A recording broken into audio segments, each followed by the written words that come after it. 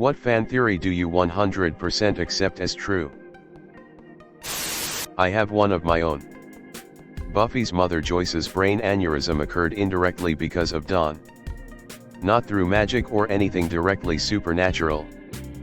But she was Dawn's mother and therefore she would have the most artificially created memories: conception, pregnancy, life, thoughts, fears, etc. This caused so much real physical change to her brain overnight that it created real medical problems and killed her. This is never hinted at all in the show. I always kinda thought this too. It makes perfect sense. The first headache Joyce gets is in Dawn's first full episode. Pokédex entries are written by young trainers. When a professor sends a bunch of 10-year-olds out into the world to document Pokémon. Of course the research can't be expected to be professional in the least. This is how we end up with the creepy legends of ghost Pokémon that might have been passed around as playground rumors. Or impossible facts like Macargo being hotter than the actual sun. There's no reason why out of all the Pokémon professors, one of them couldn't have revised their dex information and correct the tidbit about Pidgeot breaking the speed of light or Gardevoir creating black holes or Blazikens jumping over 30-story buildings. It's likely they leave the kids to their own devices without bothering to fact check. And kids, being kids, are going to exaggerate. Professor Oak just sent kids out on random errands so he could bang their moms. The monsters in Courage the Cowardly Dog are regular people but seem monstrous from Courage's perspective since he's cowardly. Also they live in the middle of nowhere because his owners never take him out, so that's how he views the world. Don't you dare tell me Beeping Ramses is a regular person. Robb Stark died twice. First in his own body. And second in Grey Winds. He had a chance to see Arya moments before his death. Jane. Robb grabbed the edge of the table and forced himself to stand. "Mother," he said. "Grey Wind." Jon fell to his knees. He found the dagger's hilt and wrenched it free. In the cold night air the wound was smoking. "Ghost," he whispered. Before their hearts could beat again he had passed on. Searching for his own. For One Eye, Sly, and Stalker. For his pack. His wolves would save him. He told himself. That was his last thought as a man. Both Robb's and Jon's last words were their wolves' names. Boromir Sixskin's last thought was living again in his wolves. And then we read it happening with him living again in One Eye. King of the Hill. Dale knew about Nancy and Jon Redcorn, but feigned ignorance. Both to keep his home life stable. And because he knew Joseph would be raised as his son rather than Redcorn's. She cheated. Hank. I knew about Nancy and Jon Redcorn. I knew about them the day Joseph was born. But every day since he was born I've been taking my revenge. That boy. He loves me, Hank. He loves me. Love that Jon Redcorn will never get. He'll never hear his own boy tell him that.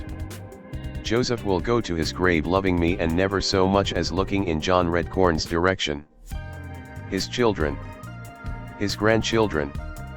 They'll love me too. Hank. And they'll never even know Jon Redcorn existed. That's revenge. Hank. Just like when the former Soviet Union resurrected Lenin to cause the housing crisis in America in revenge. Anon 903193350. 4chan. 2017.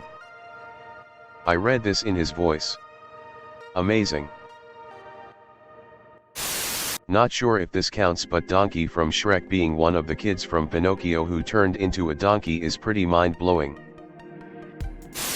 I 100% believe the two men accompanying the woman in the original Blair Witch Project planned and successfully executed a plan to murder her while they were deep in the woods. Too many factors point to good old-fashioned murder than a supernatural occurrence. Undefined. Would you mind elaborating?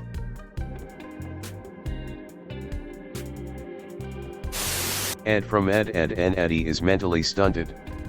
Which is why he's one of the dumber characters in the show despite appearing older than the other two EDs. He's about as tall as Kevin and Rolf, who are some of the oldest kids in the cul-de-sac. Also that his parents are abusive to him because of his mental handicap, literally removing the stairs when he was grounded. And his sister's attitude towards him is learned behavior from their parents. This is further reinforced by him living in the basement, having non-existent hygiene habits, and retreating into obsession with TV and sci-fi comics.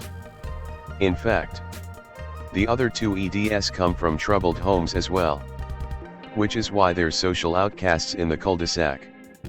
It's been heavily implied that Eddie's parents knew his older brother was physically abusive to him and let it happen. Meanwhile, Double D's parents spend zero time with him, and won't even directly communicate with their son, choosing instead to leave him notes for chores instead. I like the theory more that Ed's parents wanted a girl and when they've got a boy decided to roll with it for a while. In an old baby photo of Ed, we see him naked with a girl about tied above his head. But that didn't work and decided to try again with success this time. This is why they've never cared about Ed. They've never wanted a son.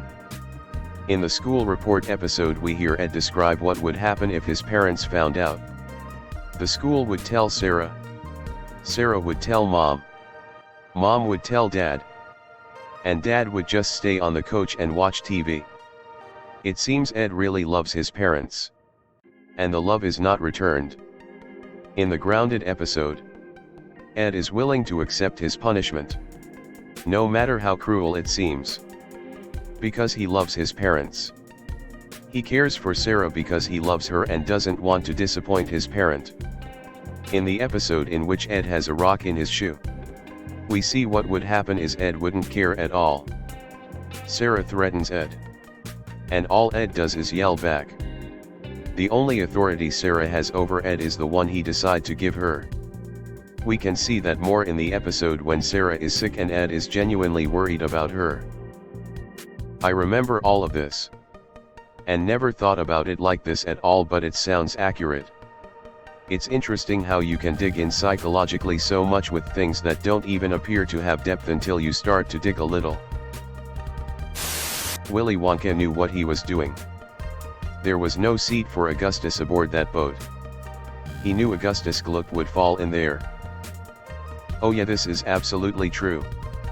It's why each kid had their own downfall specifically programmed into the tour. That's why he seemed bored by the end too. He was just weeding out the kids that weren't worthy. It's been a while since I watched it, but did they ever get to one to test Charlie? The fizz-lifting drinks thing was Uncle Joe being a bad influence, wasn't it? I don't think that was meant to be Charlie's downfall. Otherwise how was there still room for him in the tour past that and whatnot? This also brings up the end game of the movie into question though.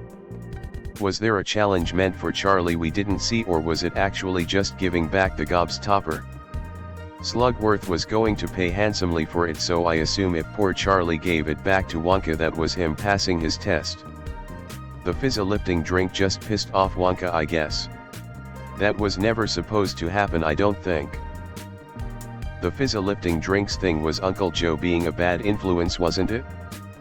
I don't think that was meant to be Charlie's downfall. Otherwise how was there room for him past that and whatnot?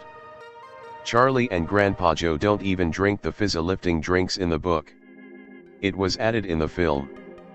Wonka probably knew that Charlie was the right person.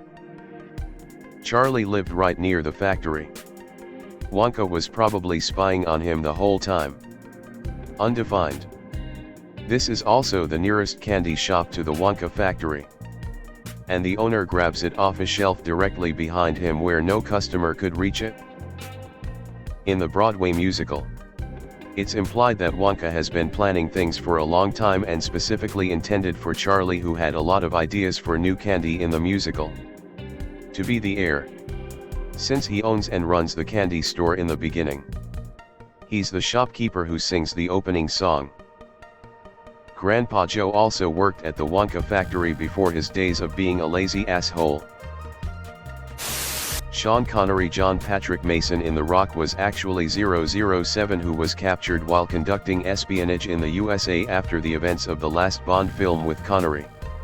Diamonds are forever. Then imprisoned at Alcatraz. Hey guys, if you like this video then smash that like button. Subscribe to the channel for more contents like this. And don't forget to press that bell icon to get notified for future videos. Thanks for watching. Click here to see more videos.